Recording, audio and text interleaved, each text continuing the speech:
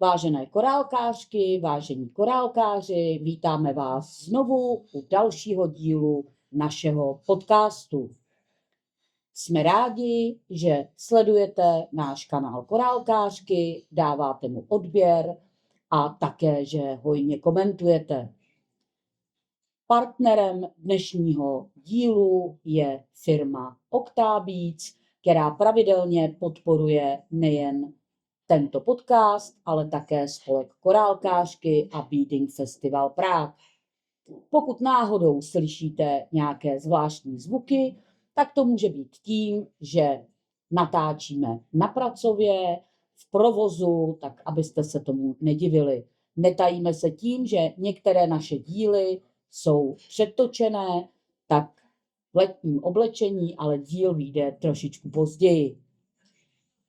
Je mou milou povinností představit vám dnešního hosta, kterým je Hana Kertisová. Ahoj, Hani. Dobrý den, Ahoj. dobrý den, ahoj. Hani, jak by si se představila našim posluchačům? Co bys jim o sobě řekla? Tak já jsem korálkářka už 13 let, pocházím z Chebu, kde bydlím, korálkuju a věnuju se tomu už na plnou, vlastně je to můj job už 10 let. A vzpomeneš si, kdy jsi se prvně setkala s korálky a jak vlastně to tvoje korálkování začalo?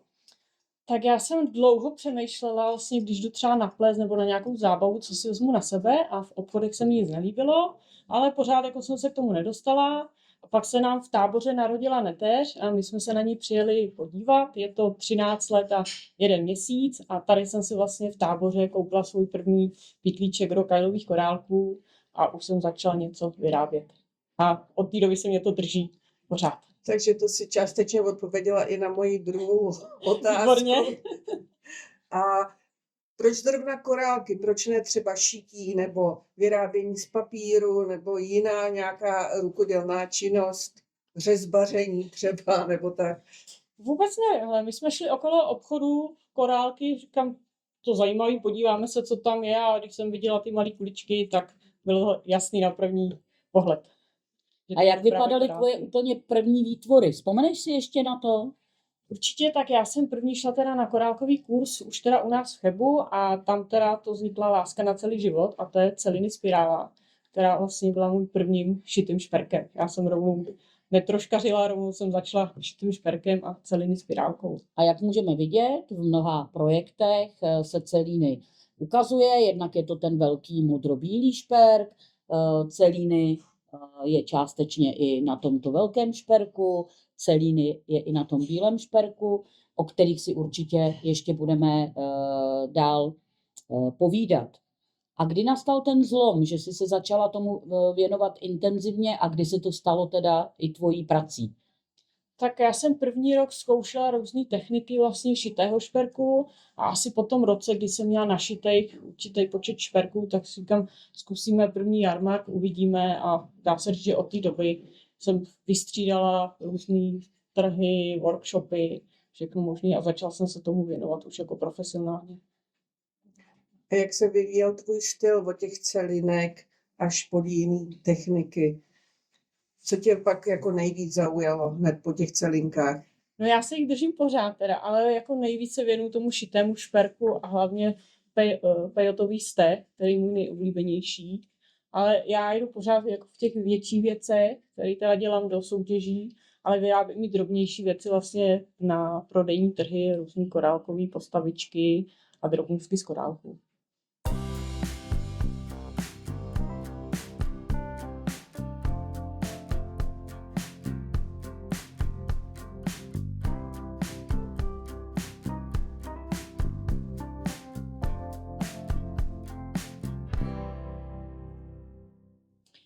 No a my o tobě víme, ale naši posluchači ne, že se věnuješ především práci s dětmi, máš vlastní dílnu, která se jmenuje Ježíškova dílna v Chebu.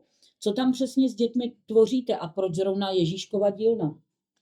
Tak mě tenkrát před 10 lety, letos máme teda 10. výročí, kdy toto provozuju, mě oslovili, jestli bych nechtěla udělat nějakou vánoční dílnu A v té době jsem pouze korálkovala, nic jiného, ale chtěli po mně, abych vymyslela ještě nějaké tvoření z jiného materiálu, tak jsem přemýšlela a vymysleli jsme pak šité věci z přírodních materiálů a vlastně postupně k tomu dodáváme. Začali jsme asi na 5 výrobcích v nabídce a teď už jsme kolem 30, 40. Je opravdu ta nabídka široká. A proč Ježíškova dílna? Protože to vlastně v rámci chebských vánočních trhů před náma už vlastně ta dílna 2 roky byla, kdy to bylo hodně v malé takové verzi, my jsme to trošku rozšířili.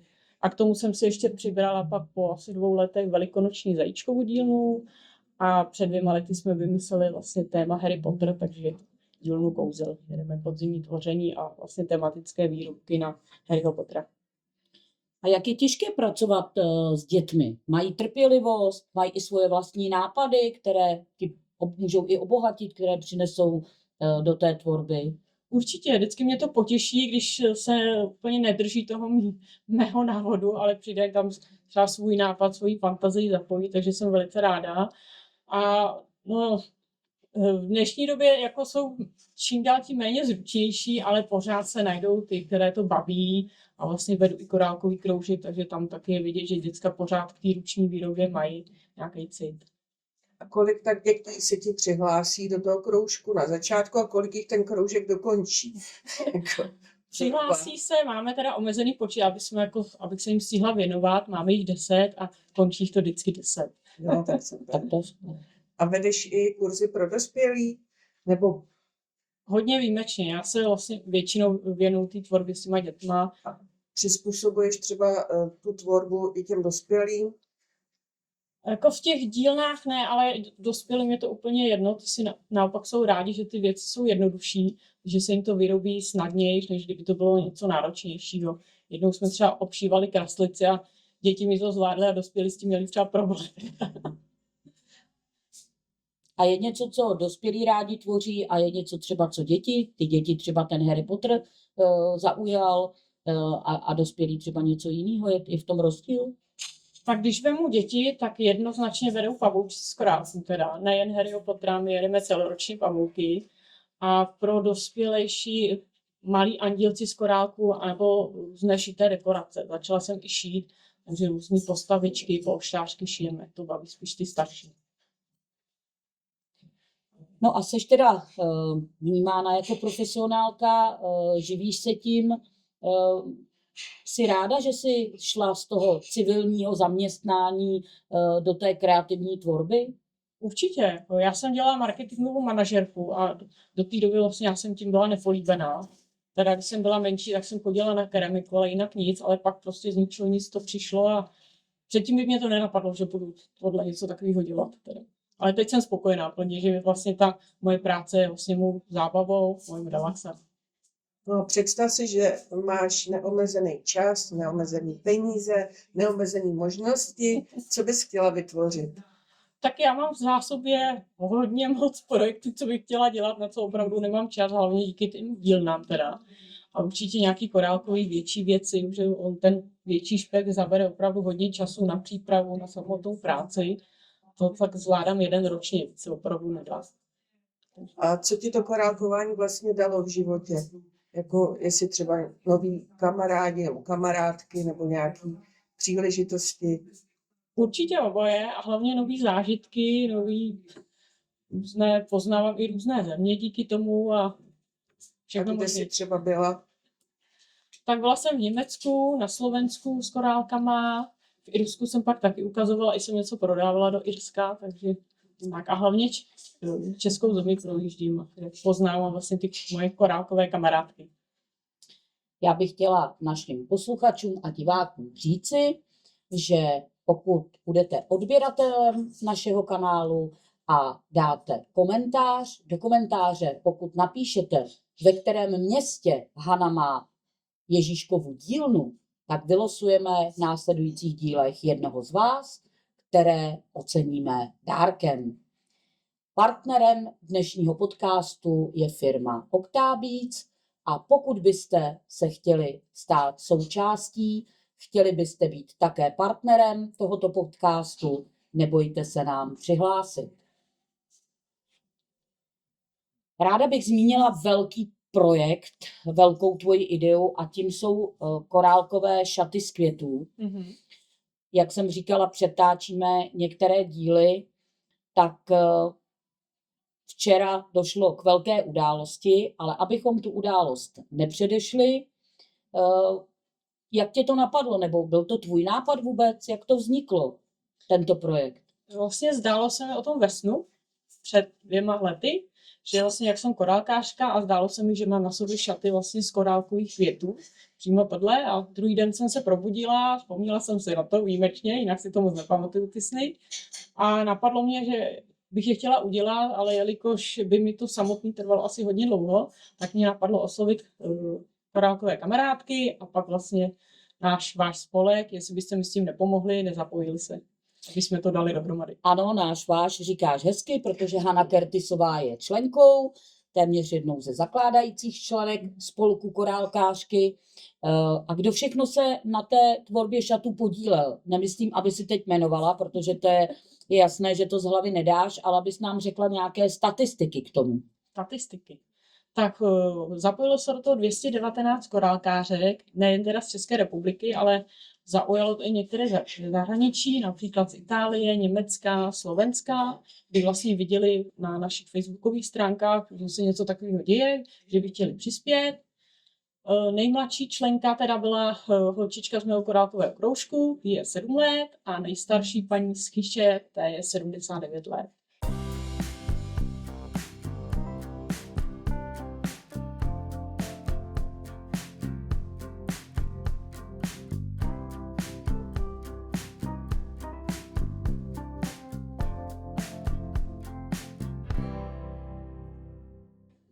A kolik těch korálků se na ty šaty použilo a kolik vlastně váží, protože to asi není nic jako lehkýho, jak peříčko. Tak bylo to náročné spočítat, ale došla jsem k číslu zhruba 500 000 korálků. Jsou použité jak plastové korálky, tak rokals, preciózy. Můžeme tam najít vlastně i kameny, jsou obšité, jazyčky, i japonské toho. A Kolik váží ty šaty? váží teda 13 kg. A jak dlouho to trvalo, to šití? Jo, a co bylo vlastně nejtěžší na tom Tak projektu? samotná kompletace šití těch šatů bych řekla, že takový odhadem 2 měsíce, ale celkově jsme vlastně ty květinky sbírali 2 roky. Nejtěžší, co bylo, tak já tomu říkám korálkové peklo. Když jsem vlastně přišla ty jednotlivé kytičky na šaty a vlečku, tak vlastně z té zadní strany se to musí zapošít a zapošívat teda přes 5000 nitek je teda výkon. Tak to asi byla taková nejtěžší práce. Ty šaty momentálně tady nejsou. Budeme doufat, že se nám, našemu panu režisérovi, podaří dát tam fotografii do tohoto videa, abyste i vy, kdo neznáte tento projekt, věděli, o čem mluvíme. A kde teda ty šaty se momentálně nacházejí a budou někde vystaveny?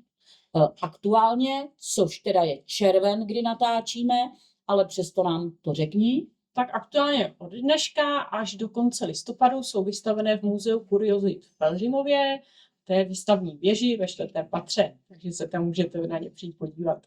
Ano, takže až tento díl vyjde, tak ještě stále budete mít možnost v městě kuriozit v Pelhřimově vidět největší korálkové šaty z největšího počtu korálků. A proč jsou v Pelhřimově teda?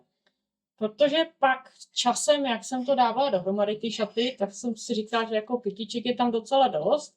A věděla jsem o projektu jedné paní, která taky dělala šaty s květinami, že jsou zapsané vlastně v České knize rekordů. A pak mě i kamarádky přemluvaly, tak to tam zkus nahlásit, těch kytiček je hodně. Měli jsme teda kolem 800 kytiček v té době, tak já jsem zkusila oslovit tu agenturu, jestli by to pro ně bylo zajímavé.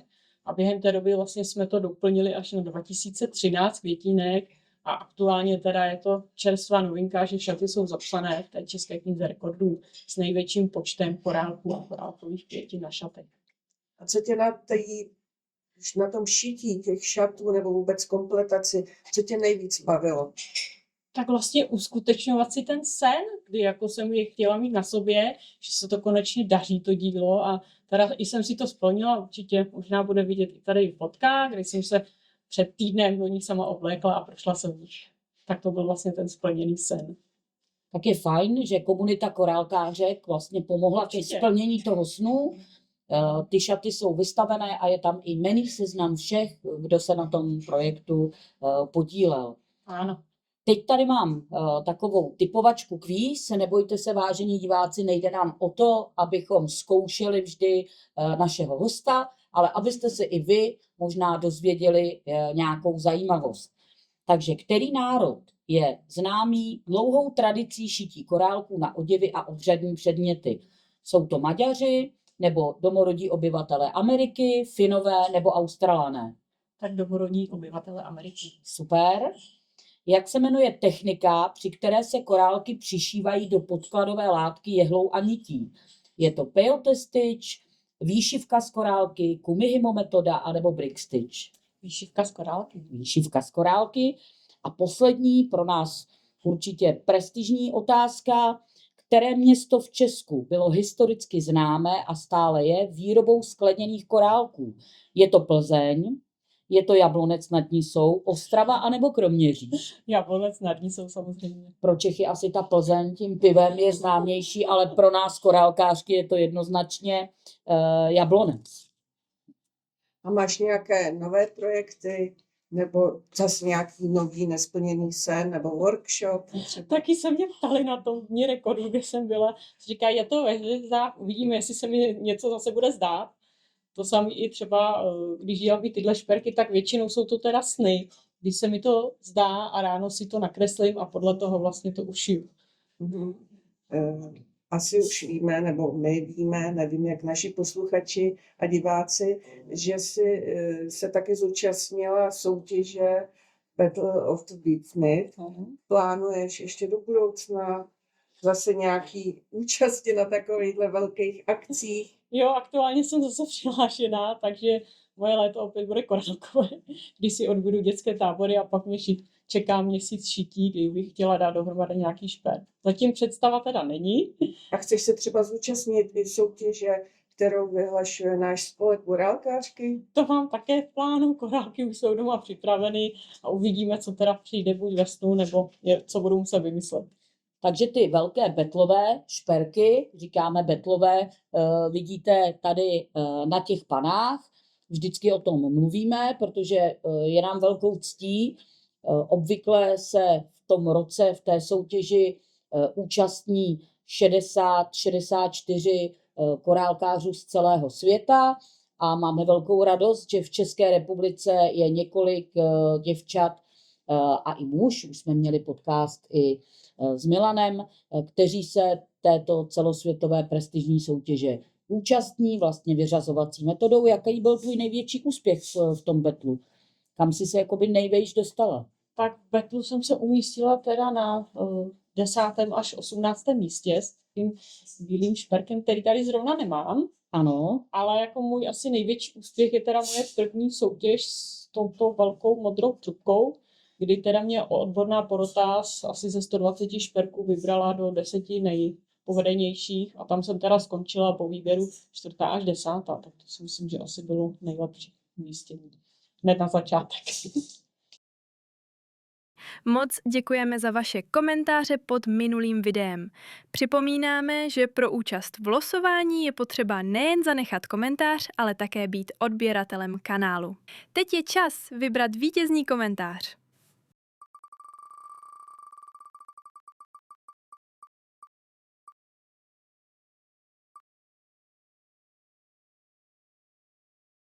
Gratulujeme. Ozvi se nám prosím na e-mail. Díky všem za podporu a že jste s námi. Tak to je skvělé. My vám ještě připomínáme, že stále i v tuto dobu, kdy se vysílá tento díl, probíhá soutěž, kterou vyhlásil spolek korálkářky ve spolupráci s Octabeats. Podrobnosti najdete na našem webu www.korálkářky.cz a soutěž bude končit, kdy je potřeba zaslat fotografie 15. listopadu a vyhlášení pak bude 22. listopadu tady na Pracově. Ani my víme, že jsi součástí našeho spolku Korálkářky.cz. Co ti dává ten spolek? Tak možnost účastnit se jednak workshopů nejrůznějších se zahraničními lektorkami, který právě teď probíhá. Za chvilku budu pokračovat v práci.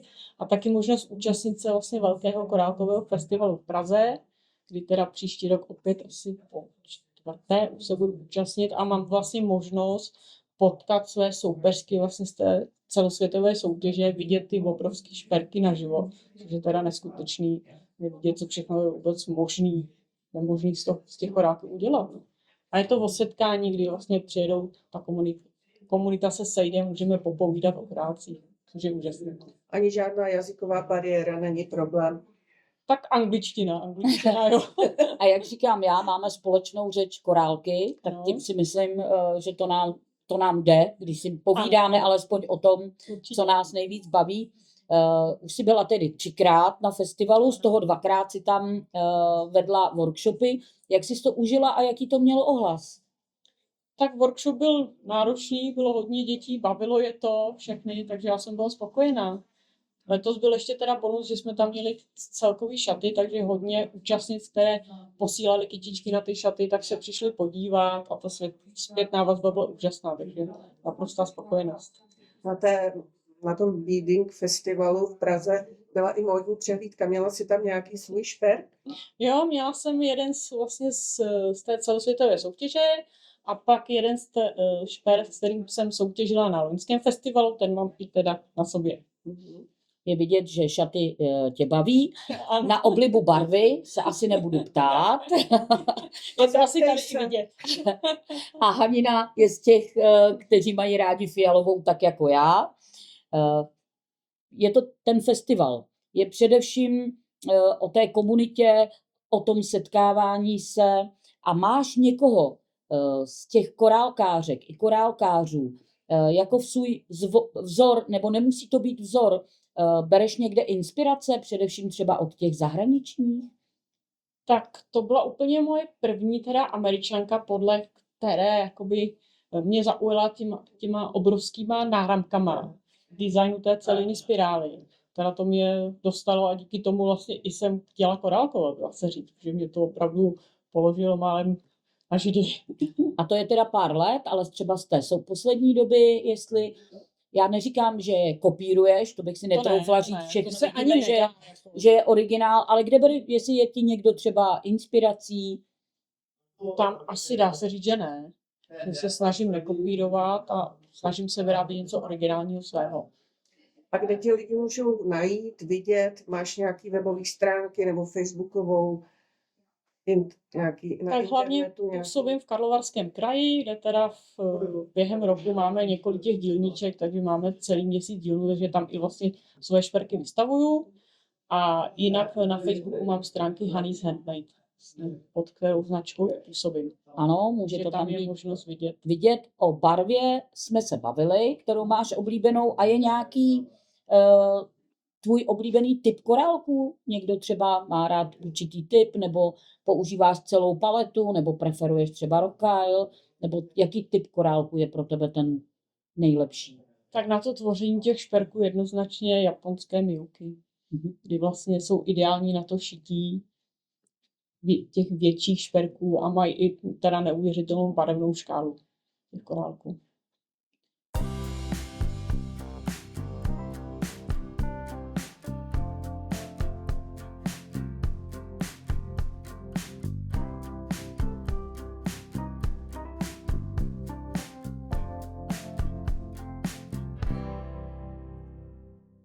No tak já doufám, že si naši diváci a posluchači užili dnešní podcast.